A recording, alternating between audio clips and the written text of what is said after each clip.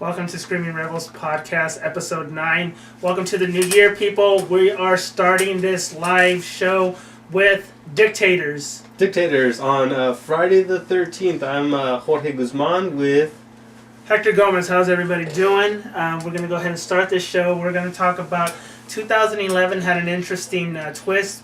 Three people who were pretty much notorious. Yeah, notorious. Very scared. Dreadful. There's just so many words out there. Infamous. That's the word I was thinking of. So this one, we're not actually talking. Well, we're going to be talking about these three people. One of them being Osama bin Laden, the other one being Kim Jong Il, and the last one's going to be General Gaddafi. We're going to talk more about their little quirks that they had and these people, how really crazy they really were. Oh, come on, they couldn't have been that crazy. They were running, the shows of a lot of things. I mean, they had countries to run and people to save and people to kill. And music to compose, but we'll talk about that as well. So, now that we're back from the new year, we did take a lot of time off. We wanted to celebrate our, holidays and stuff just like everybody else. So, we're sorry for the wait that we had in order to have something like this released. How did your holidays go? You know what? My holidays went really well. I mean, nothing to complain. Kids had fun. Kids got what they wanted. I think that's what it all matters in the end. So does that mean you didn't get what you wanted? Yeah, I got my phone. I got an actual iPhone. So. Yeah. I got an iPod. Yeah, so. And then I got gift card to put apps and stuff on my iPhone. So it came out pretty good. I got running pants. Now I can go run and not have to fear the cold. Those are always helpful. Yeah, and now I love my running pants and my iPod. I don't have a cell phone, and I'm still. I refuse to. We talked about this, yeah. So that's the reason why my big thing was an iPod, not an iPhone. So what we're gonna do for George is we're gonna start trying to think if we can find a Wi-Fi mobile station for his car so he can have a phone in his car at all times. there's Wi-Fi spots everywhere. There's hot spots everywhere. You just drive off of them. I mean, there was a time where people wanted to charge. I mean, I remember you used to go into Starbucks and try to get on, and they used to use like T-Mobile's Wi-Fi or something, so you had to pay so much per kilobyte that you downloaded. But now it's all free. And I think Starbucks has like the worst Wi-Fi. Yeah, they do. They do. McDonald's is very good. But I mean, everywhere. I mean, now you got Barnes & Noble's, Panera Bread. I mean, you can just about go anywhere. And then if not, somebody else has even the hospital that I work for, if you're a visitor there, you can use the Wi-Fi. Yeah. So I think everybody's getting into this, Wi-Fi experience. We're live for you guys on Wi-Fi on my laptop. So yeah. So I wonder if they had Wi-Fi in Libya. If that was one of Gaddafi's things that he wanted. I think it was the only place was in Gaddafi's compound that the Wi-Fi was actually. Like, no Wi-Fi for nobody else. Like, you cannot guess my password. Is it African princess? Oh, how did you know? You know too much about me. Hang him.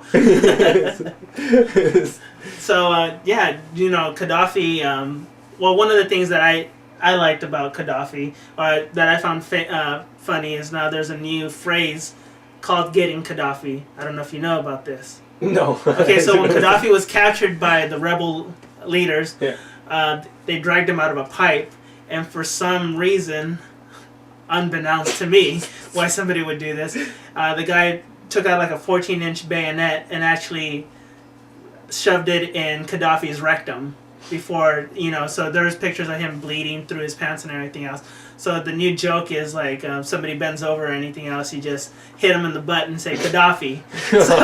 So he even got his own new signature move from his death, and it's called being Gaddafi. Signature move. You know, that kind of reminds me though, I don't know, did you remember reading The Lord of the Flies? Yes. That was a scene in the book as well. When they're killing the pig and they're going after it. Yeah. And then the whole thing where they actually get the spirit and then they shove it into the rectum. I mean, it's a symbology. I mean, he uses it as a metaphor in there. He stuffed the pig.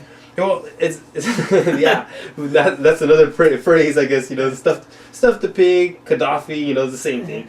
But so actually, Lord of the Rings was doing the Gaddafi before the Gaddafi was named the Gaddafi. yeah, Lord of the Flies. Lord of the Flies. Lord of the Rings. Maybe Frodo was doing the Gaddafi too. I don't know. And we have the other camera. Recording. So that's probably going to go on the little highlights of Bobo Baggins getting Gaddafi by what's his name, the wizard. you got to do the hand gesture when you're doing it. That's and you got to yell like Ryu from Street Fighter. You got to go Gaddafi. Oh, Gaddafi. Uppercut. So well, Gaddafi is. I mean, we'll start with him. Was an interesting guy. Now, I'm going to be honest, I really don't know too much about the three people that we're going to be talking about. And I feel like I'm like most Americans. Yeah. You know, I mean, most Americans don't know about these people. All they do is they know he got killed. They're like, hey, well, who's this guy that got killed? I mean, so he was the president, you know, like, for how long? So, or was he president? So, no, he was not a president. He was like a Marxist, is that what you call it? Marxism? Like communist? Communist. Yeah. He was more of a communist regime. And so what happened with Gaddafi is, like the song says, A Holiday in Cambodia. Basically, the king of that place decided he was very ill and he wanted to get medical attention outside of the country. So when he left, the small coup came in, took over, and General Gaddafi was one of the major holders of that coup. So they chose him to become the leader. And the interesting thing about this is he's the longest running non-king ever. So presidencies, they only last a couple years. Now, do you remember when he kind of started? Yeah, I have it right here, of course. Wow. He started in 1977. Hold on. I apologize. Bloodless coup in 1969. So yeah, he had a long time. He had over. Well, the reason why it says that, I mean, we should clear it up real quick, is because what was it? 69? You said? Yes. Okay, so 69. He actually was in power until 77. So for 8 years, he actually held power. He was he was a board member or whatever, and he sat there and called the shots. And after that, he actually stepped down, which I think is, when I found out, was kind of really interesting. Because it's like, so if you were to ask the Libyan government, well, who's this guy? It's like, oh, he's nobody. He has no power. That's what they said. Like, that was officially on paper, he had no power. But he was the major stronghold of that place, and they called him the brother leader. Yeah. And so everybody would follow him. And basically what he said, even if Congress or what their system said, if he had the right in the end to say, I disagree, and they would be like, okay, well, you can't really fight that, but yet, like you said, then they was like, oh, he has no power, but he did have a lot of power. Yeah. Well, he was the major ones when they would do, remember back when Bush was president, he invited General Gaddafi over, and he refused to stay in the White House, and he actually had a tent outside part. Can't even say what he had a tent that was made. They said that it was bulletproof and everything else, and he actually stayed in the grounds instead of being inside. He's a very interesting character, dressed very weird, leopard print and a lot of moo-moos and stuff like that. Another interesting thing about him is all his bodyguards were actually females. And he called them his Amazonians, and they were trained killers who took a vow of that they were virgins. He would only hire virgins. That's like a comic book superhero or something. and they had to dress appropriate for wherever he was going. So the bodyguards there was actually instructions of if they had to wear stilettos and stuff like that, and they still would have to be capable of fighting in case somebody would try to kill him. And there was actually an instance where he was almost assassinated, and one of the Amazonians actually took a bullet, and there's a report that one of them died. Now, when he was killed, I guess they started interviewing the Amazonians, and they tried to escape it as well. And they actually found out that one of that they were actually brutalized and raped, and very horrible stuff that he did. But that's not. And also his son Hannibal was one of them that took place. And I guess there's a viral video of Hannibal abusing one of the nannies of the house and starving her and everything else. So these people, like, in the end, they really lose what morality, I guess. I think they lose a lot of their rational sense of mind. Because there's nobody that can tell them no. Yeah. So who's gonna you dare disobey me? Hanging. Yeah.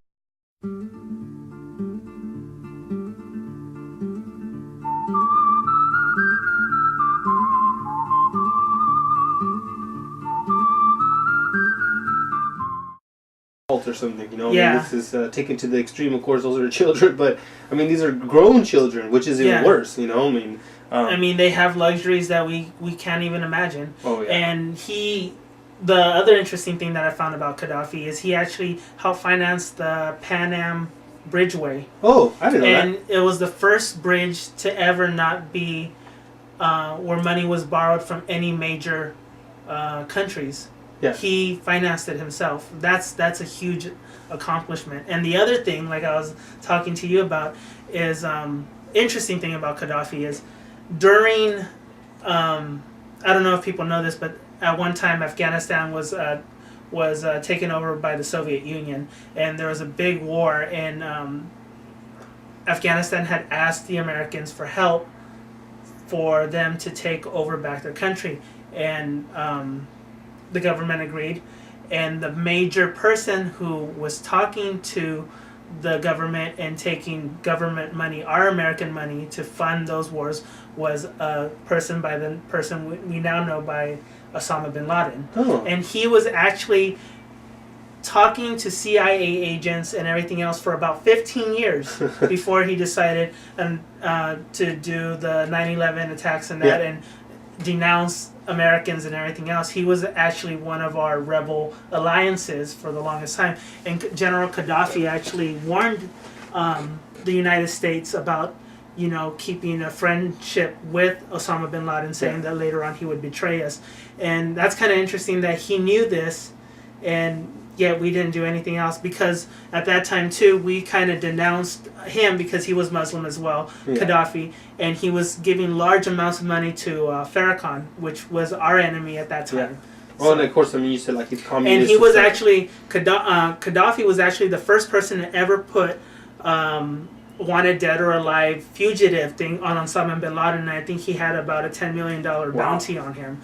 This was before America and everything else, so he knew what was going on. I mean, he was a horrible person, but I think he tried to still keep public relationships as little as it was with the United States. Yeah, it makes you think, if like these dictators kind of, get together, like every couple months and kind of talk to each other around the table. It's like, oh yeah, drink some hot cocoa. It's like, that guy, I don't well, like actually, him. There is finished all the cocoa. There's something like that in Switzerland, I believe, where everybody gathers around and talks about financial circumstances and that, and I forget what it's called, but they said that there's like who's it's not the Super Friends. It's the Super Friends.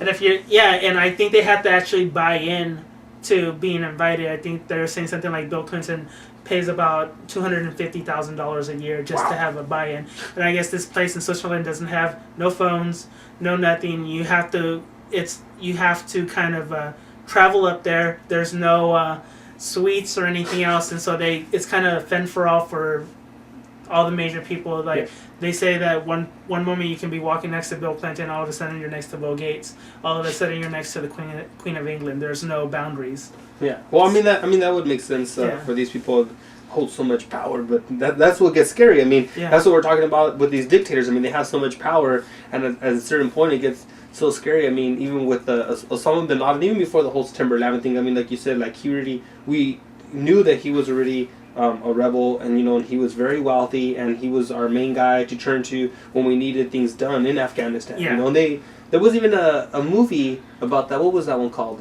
Wasn't that the Charlie one, the one with Tom Hanks in them when they did the whole political thing? Charlie's War. Yeah, and because it talks about the war back in the 80s and how it got started and everything, and this was the whole thing of us fighting Russia. And of course, when we're fighting like in the Cold War, we use other countries as our playing ground. Vietnam was that very much the playing ground, because we weren't really actually after Vietnam. We're after still like Russia stuff and the whole communist thing, and so we had to use other places like Afghanistan. We weren't. And that's a perfect example of when we went to the Iraq War. Yeah, I mean, because we weren't really going after. It's like a whole small scenario of something that we're actually after in the larger picture, which is really hard to grasp sometimes. And it's kind of interesting, like when we talk about that in Afghanistan, like it's rumors, but it's still interesting to see what if it is true. And one of the rumors of us still being in Afghanistan is not about the Taliban, but more of the control of the poppy population. I guess the opium is huge out there, and so there's been things that I've written it on my blog that there is this pharmaceuticals almost paying millions and millions of dollars into militaries to actually sit there and protect poppy fields, and that was one of the major contributions of the Taliban. That's how they got money for war, and that was through sales of opium. Yeah.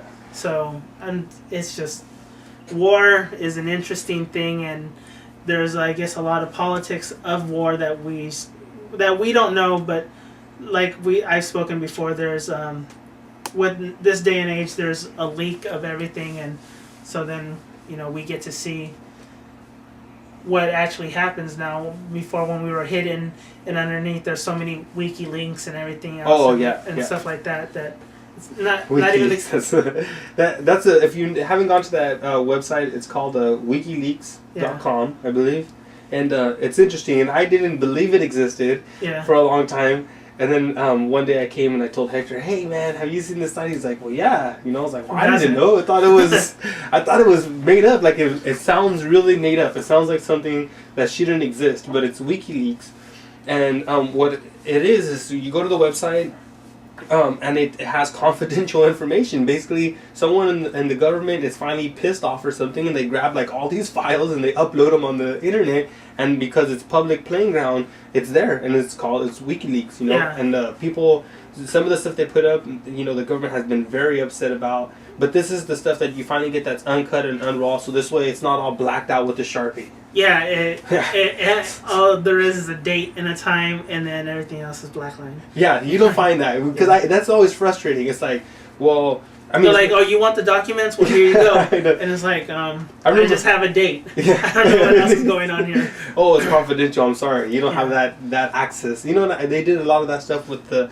Of course, when September 11th came around and then Bush was in office, and I remember all these files were coming out and everything was blacked out. All these reporters were like, "What are we supposed to? How are we supposed to piece it together?" What's crazy about how you're saying that too is like there's a huge conspiracy about the towers being set up, and it looked like an implosion, and it looked like a set up implosion, like they say in Vegas. But but then like the people say, that so the airline fuel is burning so hot that the metal's burning so fast and so rapidly, that's why it collapsed in itself. It wasn't, and it makes you think. I mean, I for one believe like news is kind of like that bad child. Yeah. You can only hear half of the story, but you have to hear the other half of the story from the good and then kids. You have to come out to both bad children, and then come out in the middle and kind of figure out your own story between those two stories.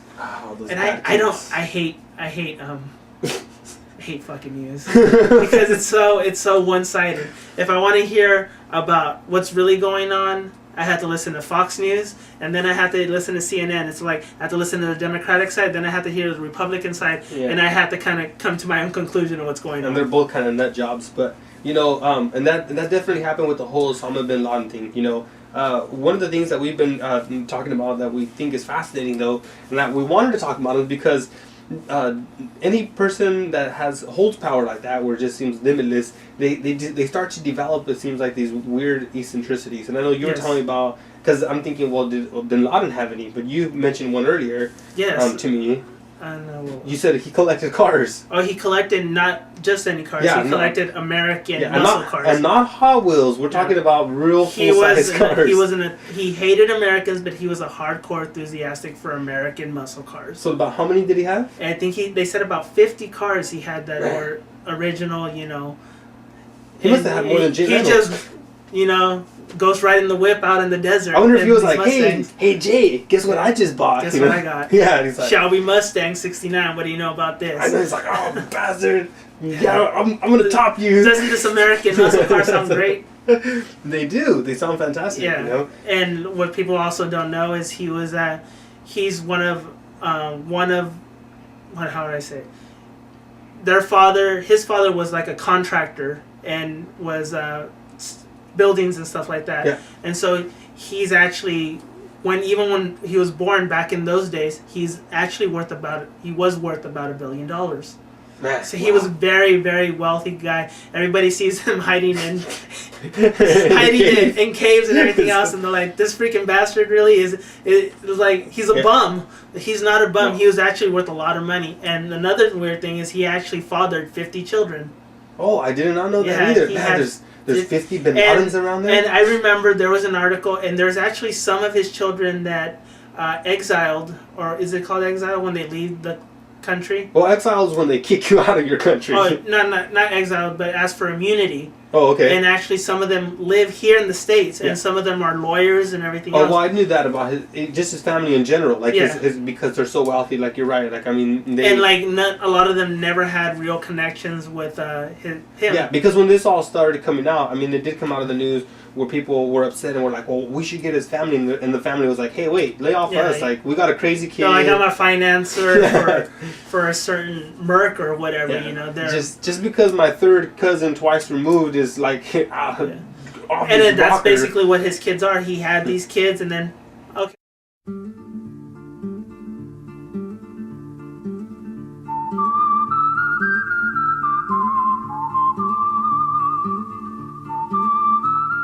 And so he would move on to another. So I wonder, were the 50 kids all from different women? Yes. Oh wow. Yeah, they believe, well, you know, the whole thing about their religion is if you die for a holy war and that. Yeah, when but you die, have know, about the 40 virgins left. I think So he had multiple wives. I know, but I think God's And gonna no tell him, hey, divorce. you know what? You already had your 50. That's more than I was gonna give you. You don't get nothing. I'm Yeah. sorry. You already used them all up, man, on Earth. You know. He ends So- up getting 50 male rapists. Well, the other one that is really entertaining is Kim, and I'm gonna say it all wrong. Kim Jong-il. Kim Jong-il. This dude is actually one of the craziest guys that Oh man, I. and Yeah. okay, we don't support the stuff that they did, but they're so out there that it's almost fantastic. It's like it doesn't exist. It's hard to believe. Well, let's put it this way. He was so eccentric that the creators of South Park decided to make a movie and revolve it around him with puppets called Team America. And he has his own little musical montages and everything else because this guy is that eccentric. Well, you know, I mean, he has to, but it makes sense. I mean, he has to be one of the #1 creators in the world. I mean, when he was born, there was 2 rainbows. And a sparrow came and told the people that he was born. And there was a double like their rainbow. savior, basically. Yeah. And like the guy said, they might have even seen a triple rainbow that A triple. Imagine that, a triple rainbow on the day he was and they were born. all crying like that guy in the YouTube video. He's like, "Oh my God, it's even a double rainbow. If you look at it, it looks like a triple rainbow." That's how his people were. So he was actually born. His father and them were colonels. It was during the Korean War Yeah. that he was born. So that would be And the so- 1950s. What was it? Like 52. 40s. The No, the Korean. Korean War was 52 to like 56 or something like that. So that's where. The 40s is World War II.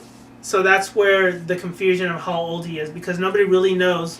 Yeah, how I did old hear he about is. that. Yeah. So it could have been the 50s, it could have been the 40s. They say it's 41, and he says he was born during the Korean War. So that's where the other thing is. There's a lot of confusing things. You know, And another thing about him too, hold on, is that they actually think he murdered his brother as like an accidental death, like a drowning, and he was involved in it. But then nobody else can really confirm. there's a that lot story. of confusing things about Yeah. him because after I started learning a little bit about him, I'm actually confused as to who invented the hamburger.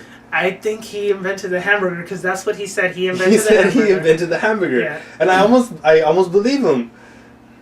I'm trying to think back. When did the hamburger start? And the hamburger started somewhere around the 40s or the 50s. I mean, he could have been a little kid and invented the hamburger. And I mean, it's a phenomenon now. I mean, McDonald's has sold over 1 billion hamburgers A alone. billion Kim Jong-il.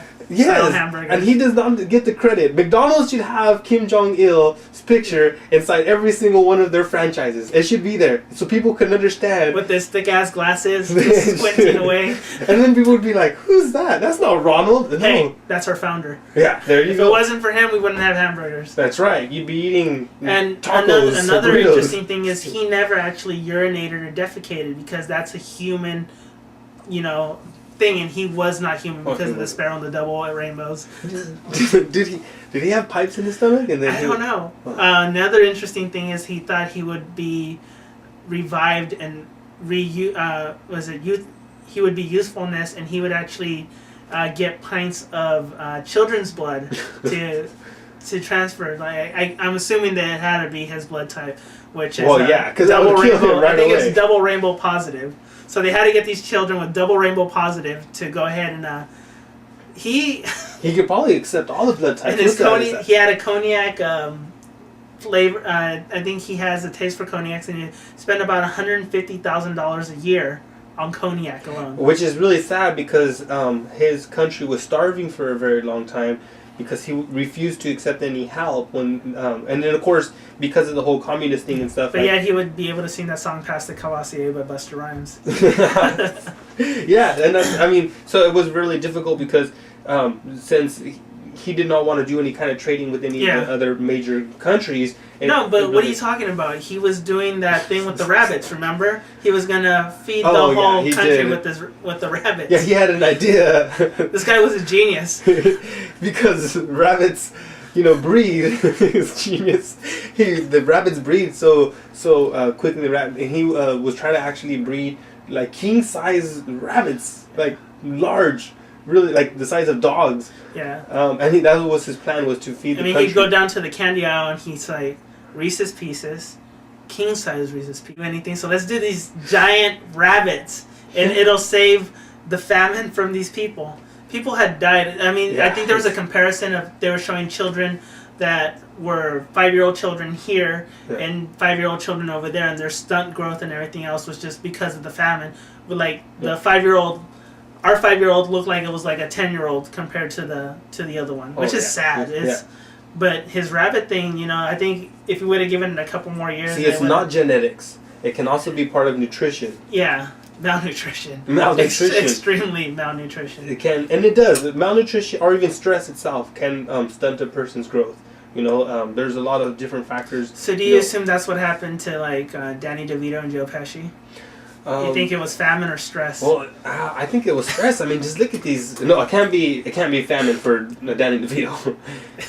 It has to be stress. But but look at him. It could be stress for Joe Pesci because that guy has always played like a violent. Yeah, that's what I'm saying. And he does it so naturally.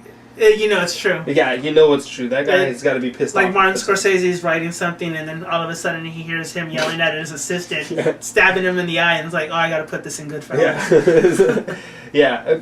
Just look at Casino. He takes a bat to just about every character in there. Yeah, that's one of my favorite scenes. Oh. It's like, something bad's going to happen when you wake up in a trunk and you're only in your underwear and you end up in a cornfield. Oh, yeah. It's like, and that just screws up your whole morning. Yeah. After that, you can't go back and just order a cup of coffee or something. That's it. You're screwed. Yeah. You got to start with some hard liquor after that kind of morning. And it makes you think when people write these things out, if this is where they got it from, like these crazy dictators out there, it has to be. Well, was there... So, I'm going to ask you, because I was kind of confused from the news. And maybe the Gaddafi thing, did he have a thing for Condoleezza Rice? Yes, he did. He was actually writing letters to Condoleezza Rice. He told him that it wasn't the news, but I was confused. Nebian Black Princess, he calls her. Okay. So he was actually infatuated and would send her letters, had pictures of her and everything else. And that was the one thing that... I guess when he came over to visit Bush, that was the one thing he wanted was a picture with Condoleezza Rice. Yeah, and because that came out in the news, but I wasn't sure. He's like, "Do you want to come to these peace conferences?" Like, one condition: you get me a picture of that African princess you have there, and the whole deal is done. Bush probably like, "I can do one better. I can get her for you." Yes, sir, Bob. Yeehaw! It's like, but on one condition, you got to give me one of those Amazonians. It's like, So that's we're imagining this how the whole scenario play out. I'm not imagining it. I can actually see it happening. Yeah. And then Gaddafi's with his little fly swatter. Yeah. And it was funny because if you ever seen any pictures of him, yeah. he has like, even when he had his little Colonel Sarap. No, you know he has like the thing. Every single thing he has like an 8x5 pin of Africa. I was like, really? I think we know you're African. You don't have to put. That's like me carrying like the Mexican like. Hey, I've seen a lot of Mexicans do that. Don't be saying that on your shirt every day. I've seen it on people's shirts, on their cars. Okay, wait. It takes up their whole back window. I'm like, dude, you can't even see out your window. There's a flag. So those people have a Gaddafi complex. Yes, they do. But they better watch out because if not, they're going to get Gaddafi. Like, no mames, güey. No somos el Gaddafi. They're like, ese pinche Gaddafi. Yeah, but we can say this because we are Mexican. I think we can say this, right? Isn't that how it works? It works something like that. I'm kind of scared of saying African princess but that's what he used. I'm not. That's what he called Condoleezza Rice. Oh, but she's born American. Yeah, but no offense, but she was one ugly broad. I don't see what he saw in Condoleezza Rice. I'm not taking offense, but she might. She was ugly. She. That's because you don't know what an African princess looks like. She looked malnourished. The whole George Bush administration, she looked malnourished. What do you mean? That's what African princesses look like. Malnourished? Yeah. Like starving African children in Somalia or what? I don't understand that. I mean, that's what I mean. If you're a dictator and you're starving your people, I mean, eventually I see what you mean. They start looking attractive, and you're like, hey, that girl looks. Oh, look at that rib section.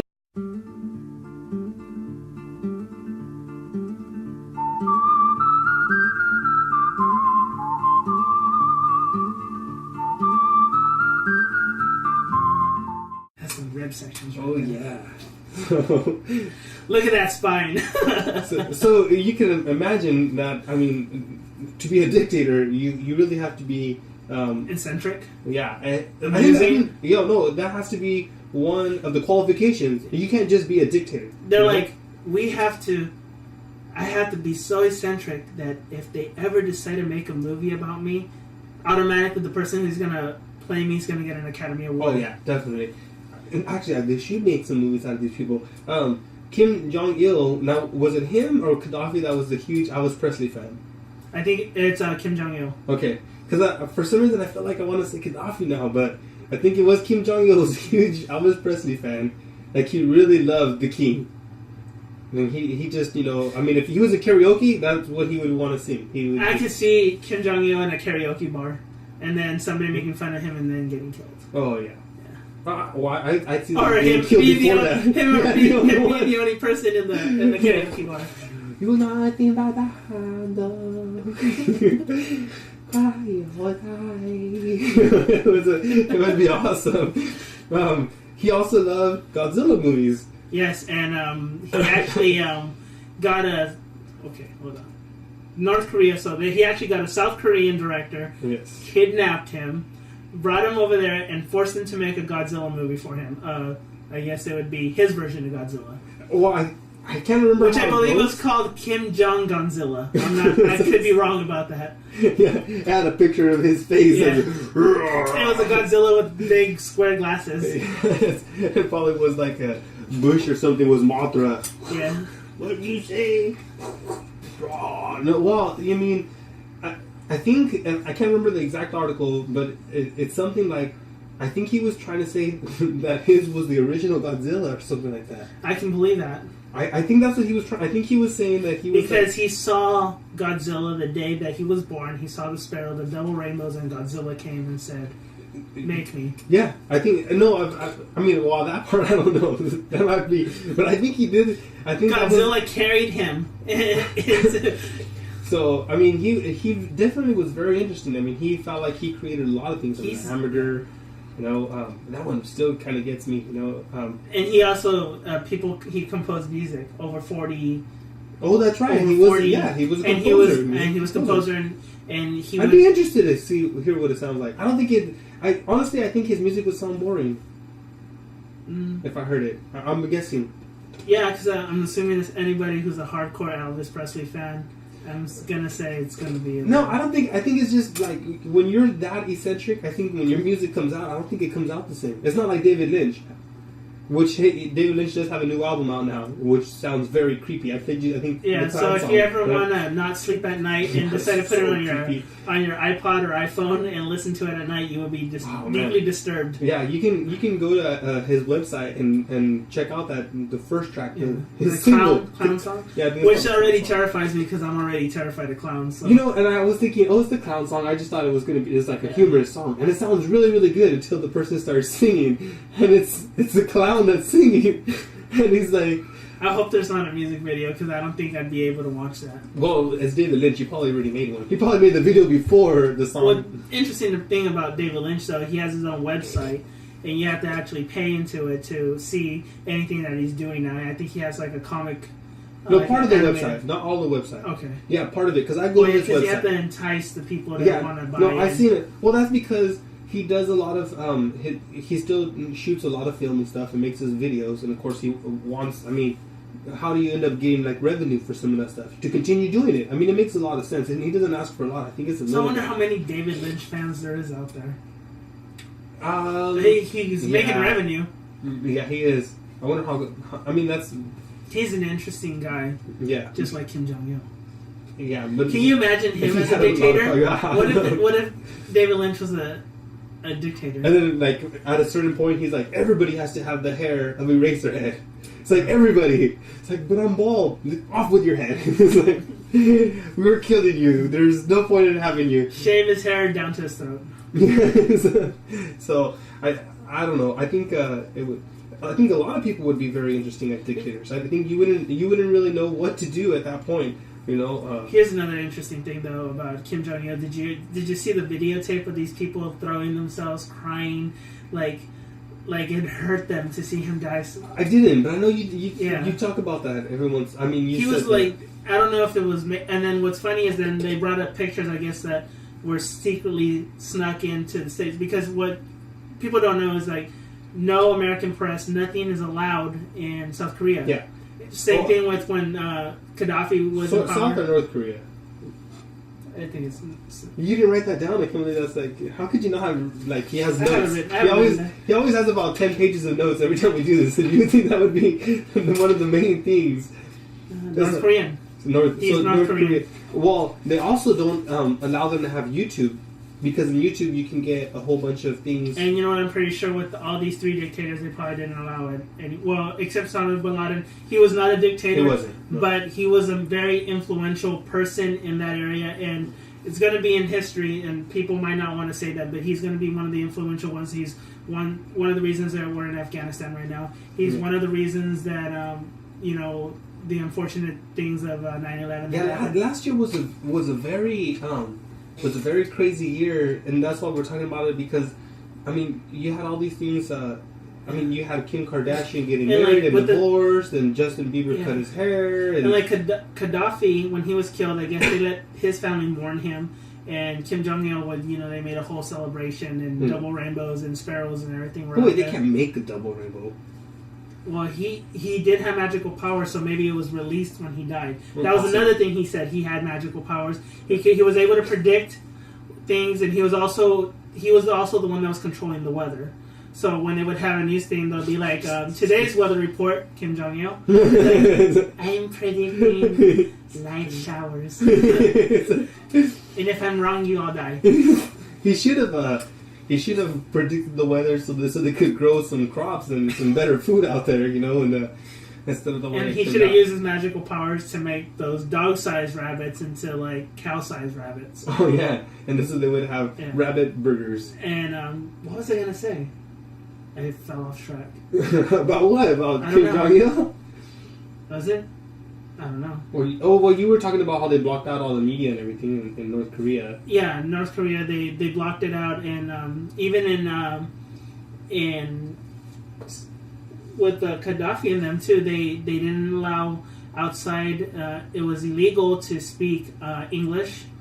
They also had people that would pretend to be your workers, and what they were really doing is spying on people. And if they heard any negativity about Gaddafi, they actually, on a Friday, they would be publicly hanged. Man, that's tough. Every Friday. You know, that reminds people that if they read like their history and stuff of the whole time, wasn't it in Russia where something similar was happening, and that's where you get the guillotine from, right? I would think it was invented, and that's when people would have these public executions, and the same thing. It was like happening on a daily basis. Like, oh, that person's a traitor, you're going to kill him. You know, and so these are modern times. This is modern times that these things are happening. And you know, in North Korea, the same thing. If they ever spoke down against him, but then people had already got this instilled in their mind that he was actually like a holy trinity kind of thing, and so he was untouched. Well, I mean, of course we know we're talking about all the bad and the crazy stuff, and the bad stuff and the ugly stuff, but I mean, every once in a while they do good things because, I mean, that's their goal. I mean, if you don't have no followers, then you're not no person in power, you're no dictator. So you want to have the country, and you want to, I mean... But Kim Jong-il never did anything good for that country. He thought he did. I mean, he thought Godzilla would bring them fame and fortune, you know? And he thought the invention of the hamburger, which if he were, think about it, if he invented the hamburger, and if he got like a certain percentage of every hamburger made in the world, like it was just a penny. Oh man, I mean, he should be the richest man in the whole world. Instead, it was a guy living in the cave hiding from U.S. troops, which is the complete opposite. Yeah. It's like, where's this guy at? Oh, he's in a cave. That's what I was going to say. Do you know how big these caves are? That all these people have royal funerals. I don't think Gaddafi had a royal funeral, but Osama bin Laden was actually, because they didn't want the site or where he was buried to be a monument. American soldiers took his body and took it to the Caspian Sea on the Carl Vinson and decided to just shove him the fuck off into the middle of the ocean, so nobody would ever be able to actually make a monument for him. That's an interesting thing. I didn't know about that either. I wondered about that because everybody was upset saying, where's the body? We want to see the body and all these things. And it had to be done shortly after they found him. They found him, and because of Muslim, I guess, burial things, they have to be immediately buried. Yeah. And so they respected, I guess they washed the body. And knowing now how these Marines had pissed on corpses, I'm pretty sure they washed them thoroughly before they shoved them off into the middle of the sea. Well, mention that. I mean, people might not, because you were telling me, I mean, it came out on the news.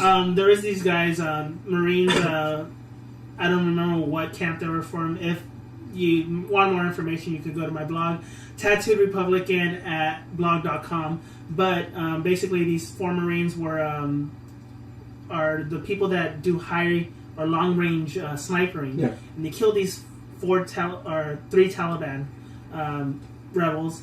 And I guess that one of them decided to take out a video phone, and then one of the guys said it's golden, and they're like golden like a shower, and so.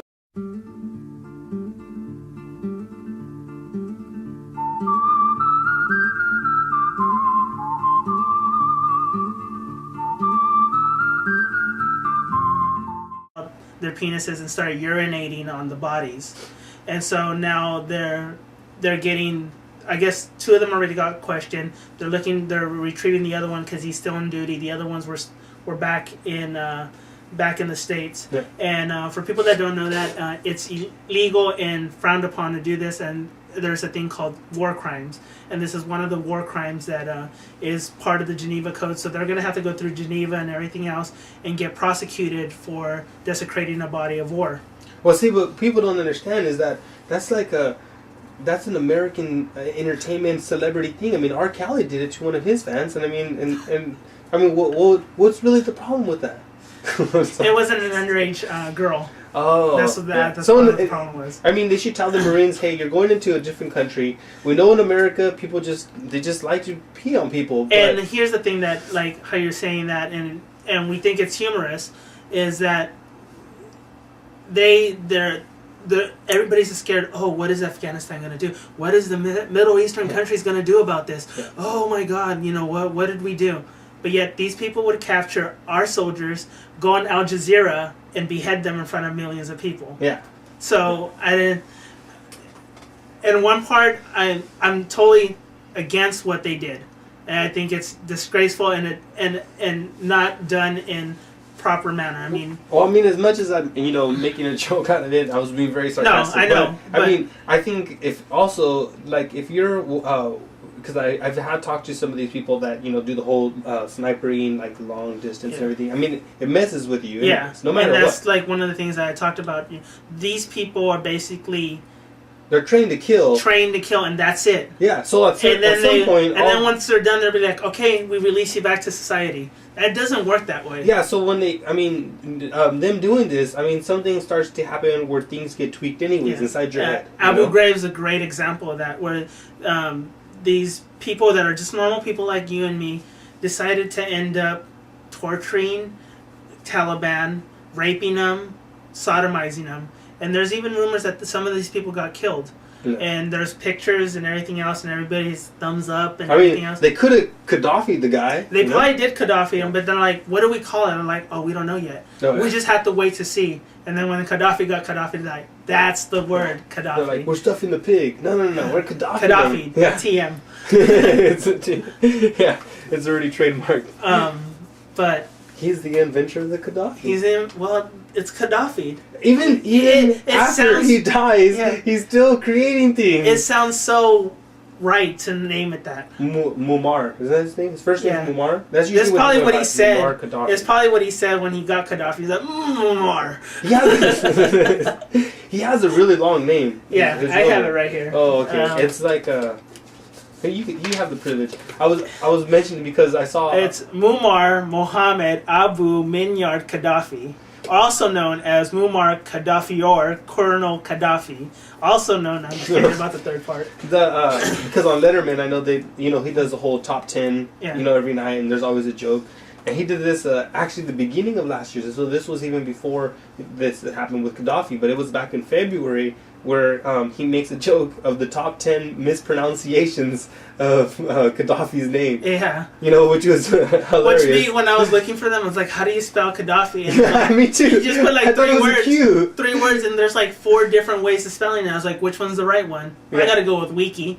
Yeah, so it was with the G. But I thought it was with the Q. So did I. Yeah. When I first put it, I put Gaddafi, I did Gaddafi. I thought it was Gaddafi, but it's not. It's because he's related to Quincy Jones. No, Alright, so do we want to start? We're going to wrap it up, unless there was something else that you really wanted to include from your secret files here. I can only read half of it because the other half is blacked out with Sharpie. What did you write here? Is this from WikiLeaks? You know too much. So next episode, we're going to go ahead and actually have a new co-host because George is going to go ahead and mysteriously disappear.